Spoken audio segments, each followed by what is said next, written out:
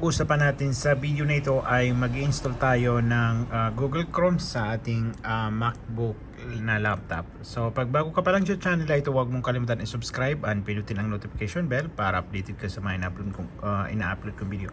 So i-type natin sa ating Safari na Google. Kailangan nyo muna buksan yung inyong Safari na browser. So yan, Safari ang i-search nyo dito sa Spotlight. Dito sa taas makikita nyo Spotlight and i-search nyo dyan ang Safari. Then pag nandiyan na kayo sa Safari browser, i-type nyo dyan na Google Chrome download pala. Chrome download. So yan, i-type nyo na lang yan. So hindi ko na itatype kasi nandiyan naman ni-research ko. Ginamit ko na siya kanina. So yan, and pagkatapos punta tayo dito sa download, sa first option, then download. I-click natin yung download. So sa akin naka-download na. So i-double click ko na lang. So ito downloading ulit. Yan.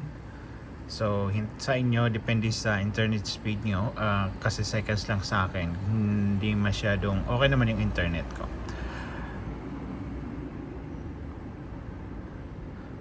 So okay, clear ko na to kasi naka-download na. So punta ako sa aking download. So dito sa ating download dito sa baba, makikita nyo dito na ayan sa Finder. And dito na tayo ngayon sa ating download, and ito yung ating na-download na Google Chrome DMG, and i-double click natin sa ating mouse, and pagkatapos nito i-drag natin ito dito sa i-drag nyo yan. So yan. So ayan. Opening application na. So pagkatapos nyan, i-minimize ko lang yung mga window na to kasi maraming dito na window. I-minimize ko rin to. And nasa na ba yung Chrome? So na-drag ko na dito. So i-close natin actually, tapos na dyan, and check natin dito kung meron dyan na sa Chrome. So Chrome.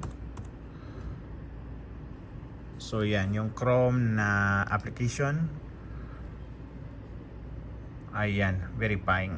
So yan, na-install natin yung ating Google Chrome na browser. So kung gusto nyo i-verify, punta kayo dito sa Launchpad and i-check nyo dito. So kung makikita nyo, nandito yung ating in-install na application. So hanggang dito lang, and huwag nyo kalimutan i-like and subscribe ang aking YouTube channel.